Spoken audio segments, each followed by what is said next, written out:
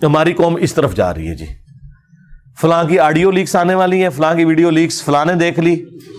ہاں یہ ہے اس قوم کا آپ لیول دیکھ لیں. میں اسی لیے کہتا ہوں کہ یہ وہ دور ہی نہیں تھا کہ اللہ تعالیٰ اس چیز کا رسک لے کہ کسی پیغمبر کو مبعوث کرتے. لا حول ولا قوت الا باللہ. کیا اللہ تعالیٰ بھی رزق لیتے ہیں؟ اور پہلے جو اللہ تعالیٰ نے انبیاء علیہ السلام کو بھیجا تو کیا نعوذ باللہ اللہ تعالیٰ نے رزق لیا تھا؟ ہم عام مسلمان ہیں نا. اب مجھے بتائیں، اللہ کے فضل سے میں نے جو سٹیٹس اویل کیا ہے اس دعوت کے عوض ختم نبوت کی برکت سے، اس طرح کا سٹیٹس انسانی ہسٹری میں بڑے کم لوگوں نے اویل کیا ہوگا. لیکن مجھ سے اگر کوئی آ کے پوچھے، میرے سامنے کوئی جھکنے کی کوشش کرے، میرے پاؤں کو ہاتھ لگانے کی کوشش کرے، تو میں فوراً ڈر جاتا ہوں کہ یار یہ خدا کیا سوچے گا میرے بارے میں، مجھے آخرت کی. نعوذ باللہ ثم نعوذ باللہ. کیا اللہ تعالیٰ سوچتا بھی ہے؟ سوچنے کی ضرورت تو اس کو ہوتی ہے جس کا علم ناقص ہو. نعوذ باللہ کیا اللہ تعالیٰ کا علم ناقص ہے؟ غامدی صاحب کسی سسٹم کی آؤٹ پٹ تو نہیں ہے، مولانا مودودی کسی سسٹم کی آؤٹ پٹ تو نہیں ہے، وحید الدین خان صاحب کسی سسٹم کی آؤٹ پٹ تو نہیں ہے نا. اب آپ سائنٹیفک فیلڈ میں بھی آ جائیں، آئنسٹائن، نیوٹن، یہ کسی یونیورسٹی سے فارغ شدہ تو نہیں تھے.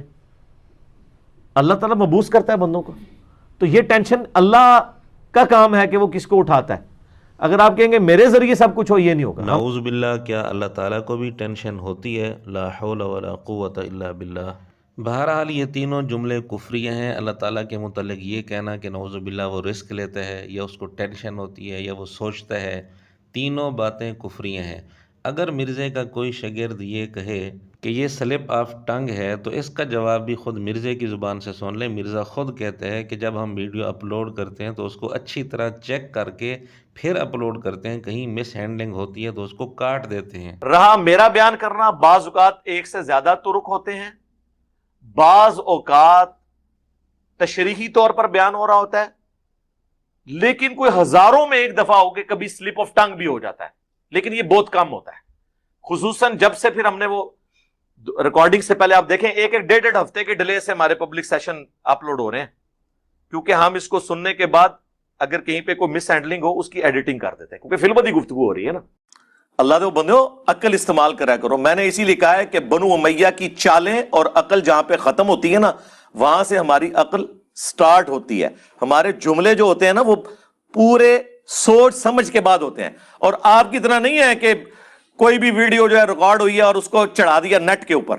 ہماری پوری ایڈیٹوریل پالیسی ہے، کرٹکس بیٹھتے ہیں، ایک ایک ویڈیو کو وہ دیکھتے ہیں، اس کے بعد ہم کٹنگ کے بعد ویڈیو کو اپلوڈ کرتے ہیں، اور جو کچھ ہم چڑھاتے ہیں اس کی پوری ذمہ داری لیتے ہیں قرآن و سنت کے دلائل کی روشنی میں. تو جب مرزے نے واضح طور پر بتا دیا کہ ہم ویڈیو اپلوڈ کرنے سے پہلے اچھی طرح چیک کرتے ہیں، پوری ٹیم بیٹھتی ہے اور جہاں کوئی غلطی ہوتی ہے اس کی کٹنگ کر کے پھر اپلوڈ کرتے ہیں، اور جو کچھ اپلوڈ کرتے ہیں پوری ذمہ داری اس کی لیتے ہیں قرآن و سنت کی روشنی میں، اس لیے اب مرزے کے شاگرد یہ عذر بھی نہیں کر سکتے کہ یہ جی سلپ آف ٹنگ ہے. لہٰذا مرزے کے شاگرد یا تو ثابت کریں کہ نعوذ باللہ اللہ تعالیٰ رزق بھی لیتے ہیں، نعوذ باللہ اللہ تعالیٰ سوچتا بھی ہے، نعوذ باللہ اللہ تعالیٰ کو ٹینشن بھی ہوتی ہے، یا پھر ثابت کریں.